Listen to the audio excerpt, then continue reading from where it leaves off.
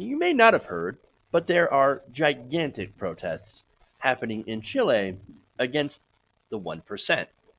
That's probably why you haven't really heard a whole lot about it.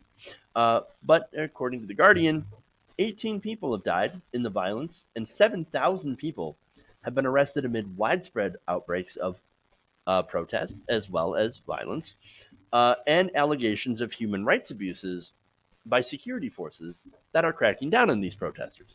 So now, these protests are massive. Over 1 million people were in Santiago just a couple of weeks ago, and there's hundreds of thousands of protests going on right now. And so the Guardian, of course, spoke to some of the people that are protesting. But before I get to that, what's the reason? Well, again, if you listen to mainstream corporate media, they're not exactly sure. Gee, golly, we can't figure it out. But in reality, this is driven by massive wealth and income inequality. Uh, and also has to do with authoritarian tactics by Chile's government. Uh, so now Chile has an incredibly right wing government. They've privatized most things.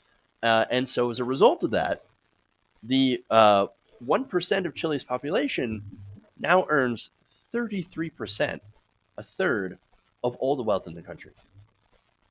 33%. So that is the most, Chile is literally the most unequal country in the OECD when it comes to income and wealth inequality. And again, it's because they pretty much privatized everything.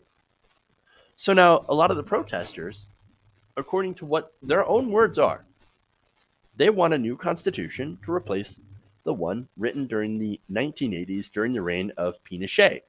Pinochet, of course, is right-wing dictator.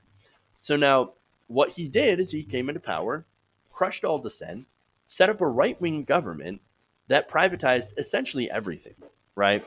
In fact, you have pensions, healthcare, education, you even have water that is privatized, all corporate owned.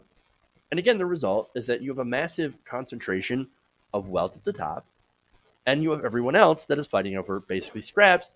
And to add to it, a lot of the people, a lot of the workers are basically in debt to the corporations. I mean, it's absolutely disastrous. Okay. It is so bad for workers that, according to a recent study by Santiago based think tank, Foundation SOL, shows that 50% of Chilean workers earn less than $40,000, 40,000 pesos a month.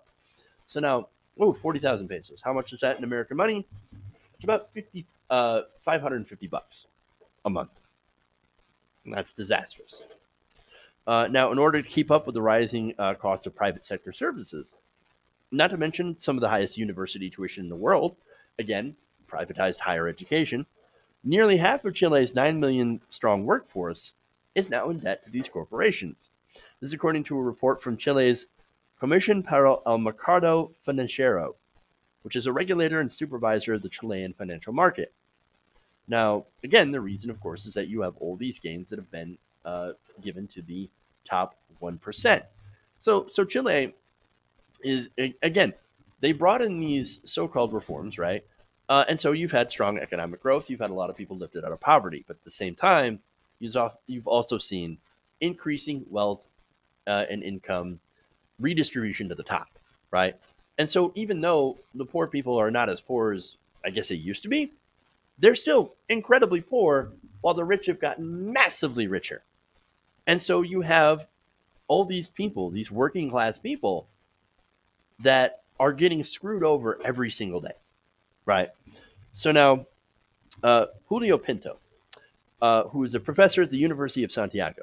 Now, he studies social movements. He had this to say. He said that the fruits of Chile's growth over the last 3 decades, which is on the back of the copper boom, by the way, has been unevenly distributed. So he said, quote, the image Chile projects internationally is that of a country that has grown, that has developed, that is in many senses a wealthy country. But this image is held up on very flimsy pillars. Sounds a lot like another country that I know. Now, the media basically says, "Oh, we don't know what the ultimate goals of the protesters are." But as I said, the Guardian talked to quite a few of them, and I'm gonna basically relay some of that. So now first we'll go to Juan Angle. He's a 60-year-old protester, and he says this, quote, "I want change and I want it now. The cost of living keeps rising and our money is badly distributed in pensions, in healthcare, and in education. There is privilege for armed forces to priests, politicians, to corporations, and to change that, you have to change the Constitution. This is a small country. We have natural resources. This could be a prosperous country if our riches were better distributed." Okay, so there's one. Let's go to Melissa Medina, 25-year-old. She said, "My grandmother fought against the dictatorship. My mother fought in her time. I am the mother of a 6-year-old girl now, and it's my turn to protest. We want long-term changes that I hope she will enjoy in 20 years. We have terrible wages and 12-hour shifts. It takes me 2 hours to get back from work, and when I get home, I don't see my daughter because she's asleep."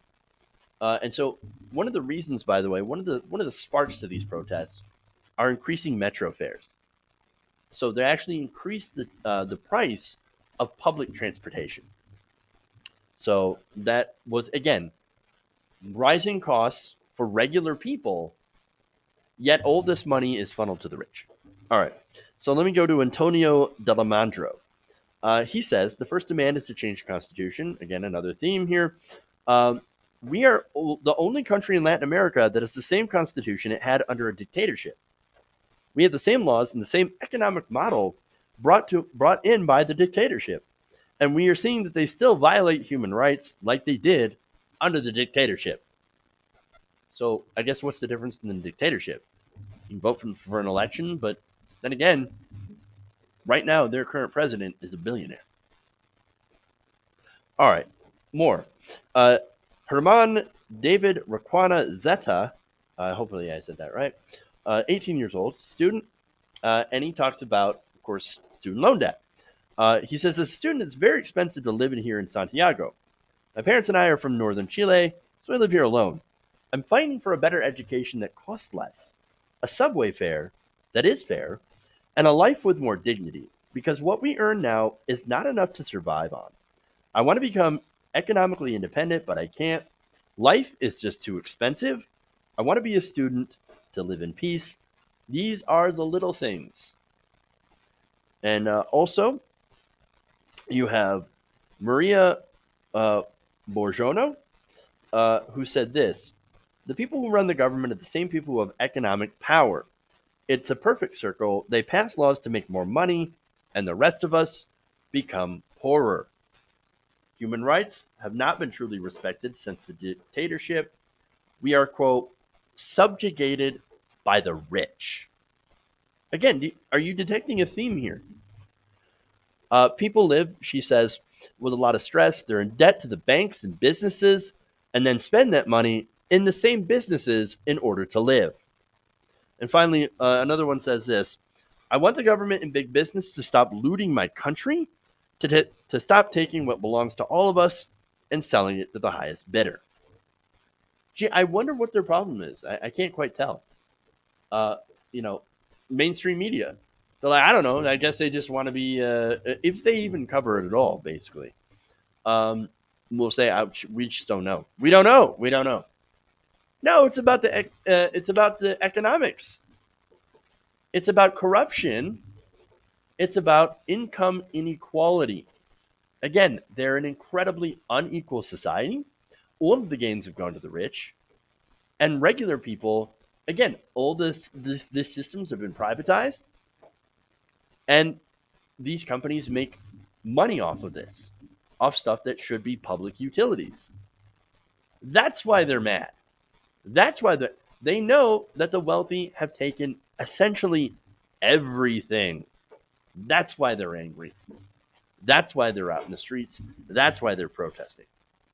And so there is a problem with corporate political greed and massive privatization and right-wing governments, as well, or right-wing rule, as well as the elimination of human rights and the crackdown. So that's the problem. That's what they're fighting against. And you know what? Every progressive here in America, I think we should be in solidarity with the Chilean people as they fight against this brutal regime. And not only that, but this brutal economic system. We must have economic justice. Hey guys, hopefully you enjoyed that free video. Now I'm going to have to ask you a favor. Between the demonetization and the YouTube algorithm messing around with view counts, etc., we're having a hard time adjusting to the new YouTube reality, which is where you guys come in. See, we have a Patreon, patreon.com/TYTNation, set up to help us rely on you guys, the viewers, instead of big corporate ads. Look, you know the show. You know I'm not in favor of big corporations anyway. So help us transition away from relying on the ad model to pay the bills and sign up to be a patron, patreon.com/TYTNation. That goes a long way to help us keep the lights on. And you guys will know that you're supporting independent progressive media.